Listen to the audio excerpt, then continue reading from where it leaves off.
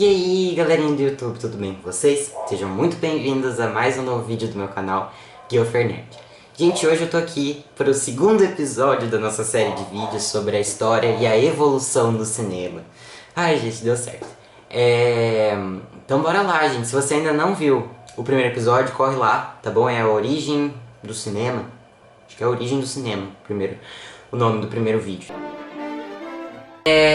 O cinema é uma arte centenária, né, que surgiu no final do século XIX, tá bom? Pra quem não sabe, a gente tá fazendo uma série de vídeos sobre a história e a evolução do cinema e este é o segundo episódio, tá bom? Se você ainda não viu o primeiro, corre lá, deixa o like, comenta, já deixa o like aqui também, gente, eu adoro ler os comentários, então é isso, gente, sem enrolação, bora pro vídeo. Gente, sempre quando a gente vê um filme, né, a gente nem pergunta pra pessoa de que país que é o filme, né, de que lugar. Na nossa cabeça já vem direto que é dos Estados Unidos, né? A gente nem para pra pensar, né? Uma vez ou outra a gente assiste um filme brasileiro. E vocês devem ter reparado, os mais atentos devem ter reparado, que no primeiro vídeo, gente, a gente só falou de Europa. Europa pra cá, França pra lá, França pra cá, francês pra cá, francesa pra lá. A gente falou muito de Europa. Mas, por coincidência, ou não, o único americano, o único estadunidense citado no vídeo passado, ele é peça-chave para que os Estados Unidos virassem a maior potência do cinema mundial, tá bom? E o nome desse americano é Thomas Edison. Roda a vinheta. Que chique, né, gente? Roda a vinheta.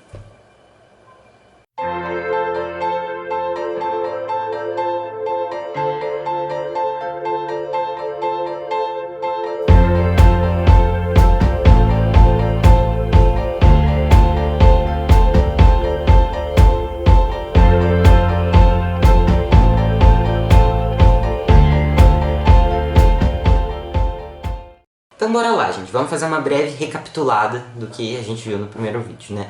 Da parte que a gente vai precisar para continuar a história aqui, né?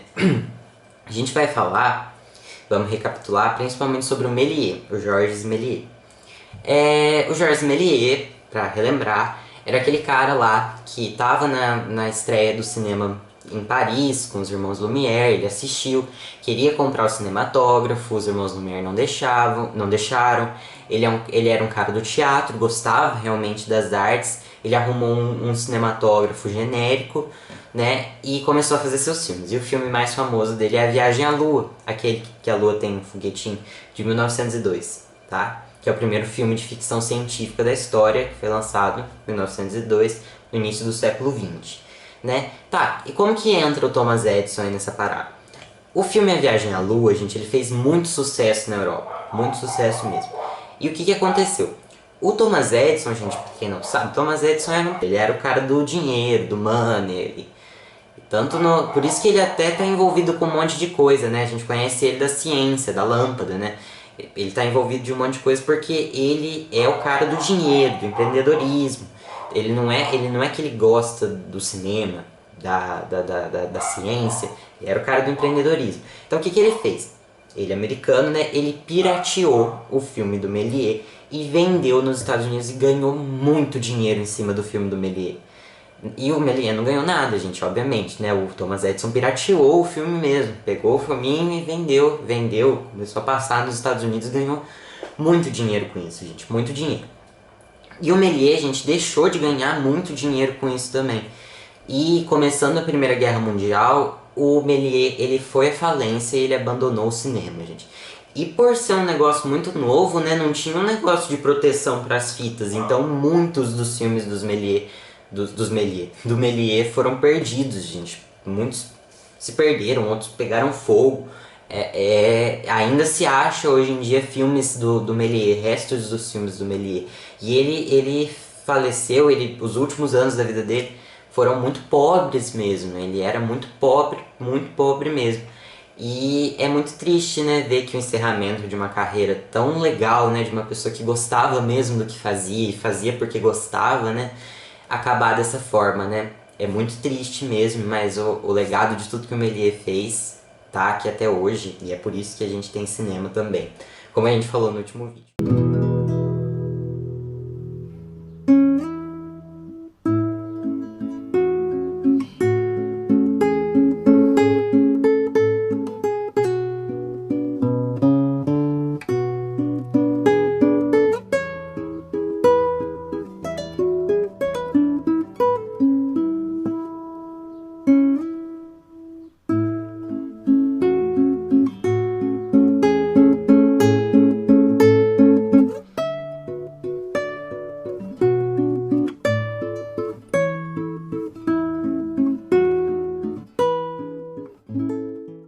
Mas agora vamos para os Estados Unidos. O que acontece, gente? O Edison, ele ganhou muito dinheiro com a viagem à Lua.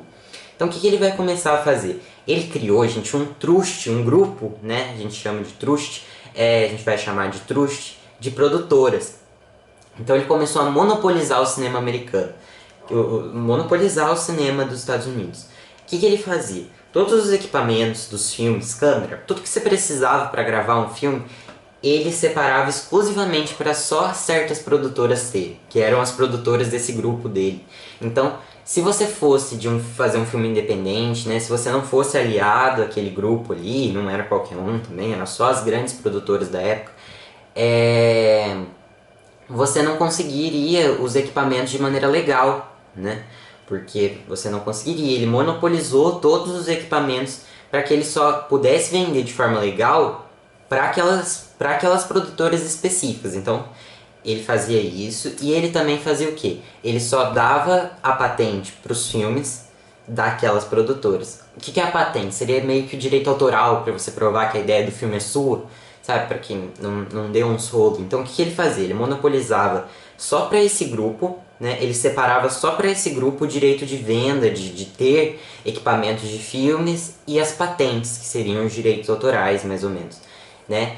E todos os outros tipos de pessoas que fizessem filmes que não utilizassem equipamentos legalizados, não tivessem a patente, eles poderiam ser presos, eles seriam presos. Então havia uma censura muito grande daquela época. E esse grupo, ele se chamava Motion Pictures Patents Company, que seria mais ou menos companhia de patentes de filmes, tá? Então, as produtoras que faziam parte desse grupo eram a Biograph, a Essanay e a Edison Studios, do próprio Edison, né? Então ele praticava censura e ataque direto às produtoras que não tinham patente ou que utilizavam equipamentos não legalizados que não viessem do grupinho dele ali, que não viessem dele, né?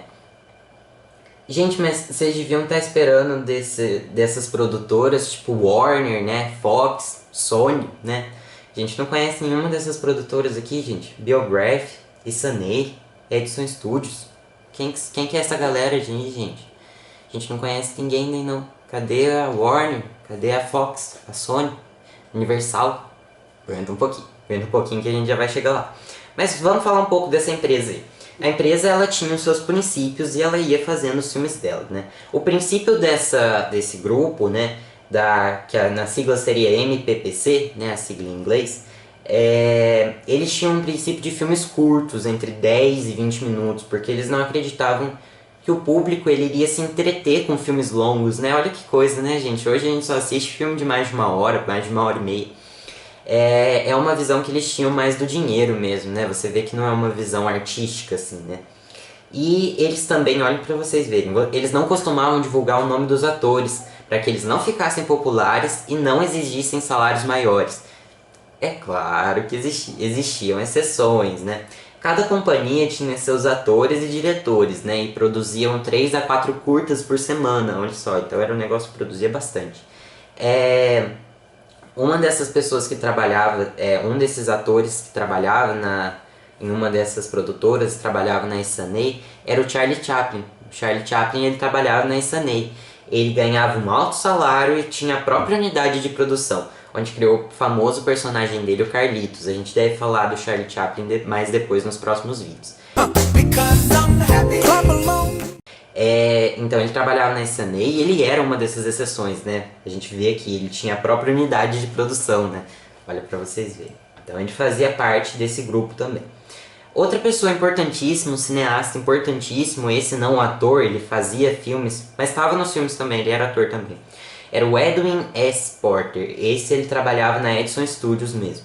Ele foi um diretor importantíssimo, gente, por tornar o cinema menos teatral. Como assim menos teatral? Se você pegar pra assistir o Viagem à Lua, que tá no YouTube, você vai ver, gente, que é só uma câmera posicionada no mesmo lugar, na mesma posição, da posição que uma plateia na primeira fileira vê uma peça, né, mais ou menos. Então, que se colocassem uma câmera assim na frente do palco, assim, mais ou menos. E eles faziam o filme ali, só andando na frente de tudo aquilo ali. Então não tinha, por exemplo, não existia uma gravação que nem essa aqui que vocês estão me vendo daqui pra cima. Então não existia esses planos, não existia os cortes muito dinâmicos assim. A câmera não se movimentava, a câmera ela ficava paradinha ali, eles trocavam o cenário. Então era um negócio muito teatral. E o Edwin S. Porter, ele começou a trabalhar com movimento de câmera, com essa dinâmica de troca de cenário, de movimentar a câmera, de chegar com um plano mais próximo, que só pegasse a cabeça assim da pessoa, do peito para cima. Então, ele tinha essas inovações e é legal, porque se você pegar um filme hoje, você vê que ele é assim, ele é todo assim, ele não é estático com a câmera paradinha, ele é todo movimentado, a câmera movimenta, a câmera vai para lá, para cá. Então a gente vê essa identidade do cinema, como a gente conhece hoje, se construindo. Né? O principal filme dele é O Grande Roubo do Trem, de 1903.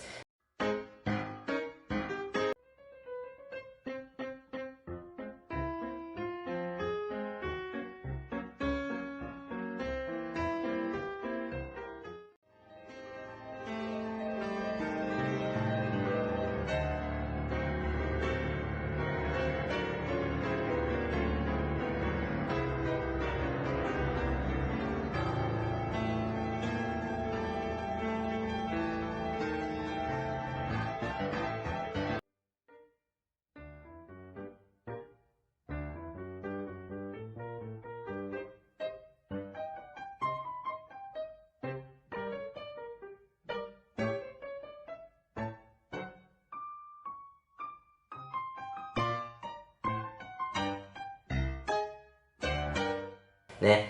O filme ele passa por diversos cenários bem dinâmicos, né? E outro que não é tão conhecido, mas é interessante citar, é A Vida de um Bombeiro Americano. Então ele tem muitos cortes que é legal, porque ele constrói essa ideia que a gente tem de que uma cena está relacionada à outra, sabe? Por exemplo, no filme desse A Vida de um Bombeiro Americano, o que acontece? É um apartamento está pegando fogo, né? Um apartamento de uma mulher, e aí o bombeiro ele chega lá. Então o que acontece? Eles mostram o bombeiro tentando apagar o fogo e eles cortam pra moça ali dentro do apartamento com a fumaça, assim. E eles vão cortando entre a cena do bombeiro apagando, né? O que tá acontecendo ali embaixo, e a cena da mulher lá em cima. E isso é um negócio muito inovador, porque dá uma ideia de ambientação, né? É que nem dá uma ideia de ambientação. Eles não precisam mostrar toda uma cena primeiro e depois mostrar outra. Não, eles podem fazer cortes. Porque dá a entender que tá tudo no mesmo ambiente, entendeu? Então, aí a gente vê toda essa identidade do cinema se iniciando. E isso é muito legal, gente. Essa tentativa e erro, e aí ele vai se construindo, né? É um negócio muito interessante.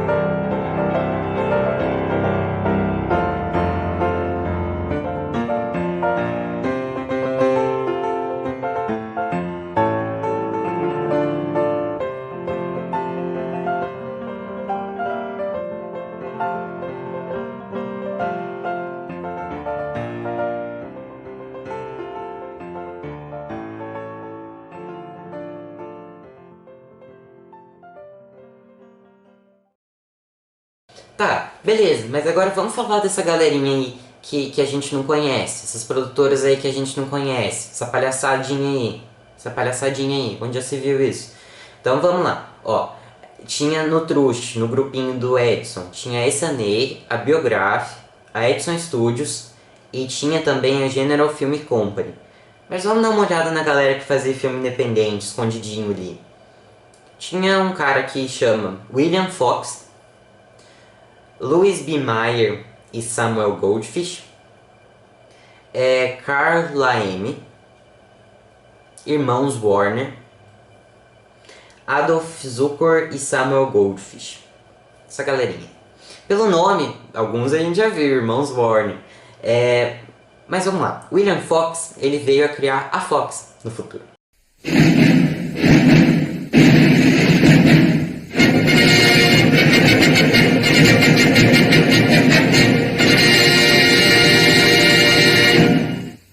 Louis B. Mayer e Samuel Goldfish criaram a Metro-Goldwyn-Mayer, a produtora, aquela do leão, sabe? Que aparece antes do filme. Ótima atuação minha, gente.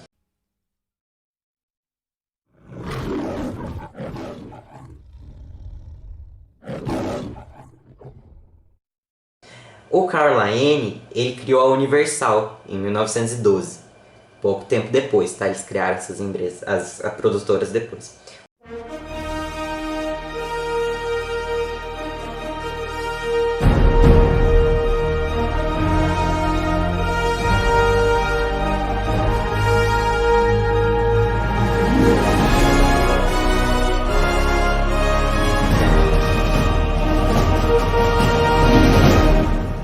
Os irmãos Warner criaram a Warner Bros. Em 1923, depois também.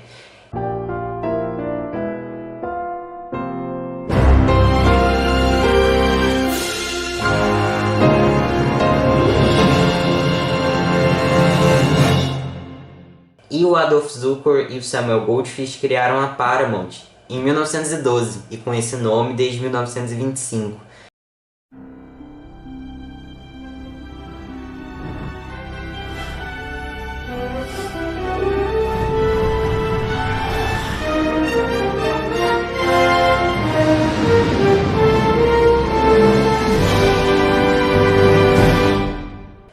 Então a gente conhece a galera independente, a gente conhece as produtoras independentes, a galera que fazia filme independente.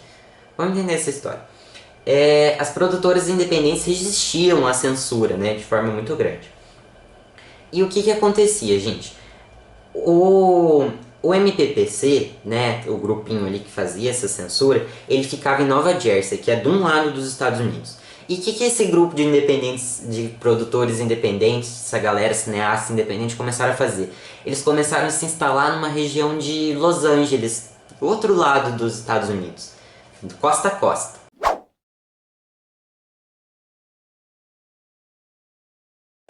Então, o MPPC ficava de um lado dos Estados Unidos e eles do outro lado dos Estados Unidos, costa a costa. Isso garantia que eles não fossem processados e nem atacados diretamente, à distância, né, gente? A gente está falando do começo do século XX, então existia uma certa dificuldade ainda para fazer essas coisas, né? Não tinha nem rumos de internet, né? O início da internet não tinha, começo do século XX que a gente está. Então, então dificultava, né? Essa distância dificultava que a censura chegasse a esses lugares mais distantes. E esse lugar em Los Angeles, gente, vocês devem conhecer por um nome um pouquinho mais famoso, chamado Hollywood. E assim se inicia Hollywood, gente, é assim.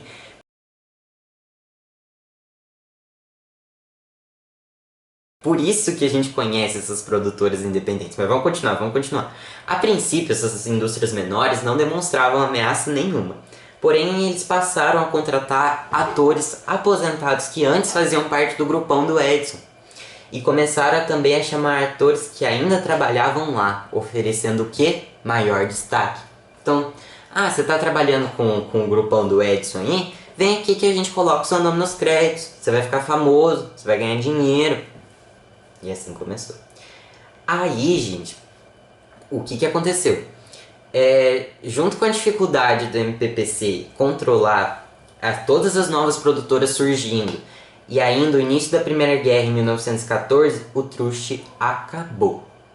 Em 1915 foi o fim oficial, o grupo foi julgado pela corte americana e fechado. A corte disse que o grupo foi muito além do que era necessário para proteger o uso de patentes ou o monopólio que as acompanhava. E assim, Hollywood se tornou a capital do cinema americano.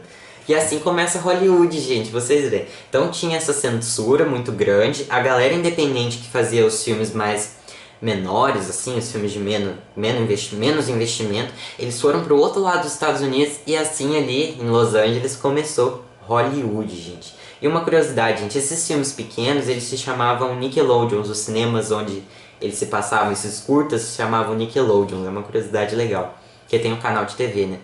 Outra curiosidade, gente, a gente tava falando, a gente tava falando sobre que a MPPC fazia muitos curtas, né? Então, qual foi o primeiro filme longa-metragem da história? O primeiro filme longa-metragem da história foi um filme australiano, de 1906. Né? Um longa-metragem é um filme com mais de 1 hora, tá? 1 hora ou mais. O filme é a História de Kelly Gang, é um filme australiano. Então, gente, olha que legal. Então a gente começa essa virada dos Estados Unidos, né? E a gente vê que é uma história muito legal. A gente achei muito interessante, eu espero que vocês tenham gostado também.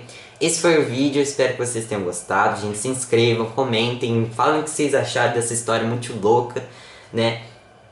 E os filmes também que eu falei aqui, A Vida de um Bombeiro Americano, O Grande Roubo ao Trem, tudo tem no YouTube também pra vocês acharem, tá bom? É bem legal assistir pra comparar, né? Coloca o Viagem à Lua ali também pra ver, pra dar uma comparada. É bem legal, gente. Mas comentem, deixem o que vocês acharam, curtam o vídeo, se inscrevam, compartilham pra um amigo. Gente, se vocês ainda não viram o primeiro episódio da nossa série de vídeos que a gente tá fazendo aqui, vai lá, assiste lá, tá bom? E faz as mesmas coisas. Curte, comenta, manda pro amigo, se inscreve se não se inscreveu. Gente, porque eu gosto muito de ver vocês comentando, sabe, gente? Eu acho muito legal porque a gente vai criando essa rede de amigos pra falar de cinema, tudo que a gente gosta, tá bom, gente? Deus abençoe vocês, que vocês tenham uma semana muito boa, é isso e tchau!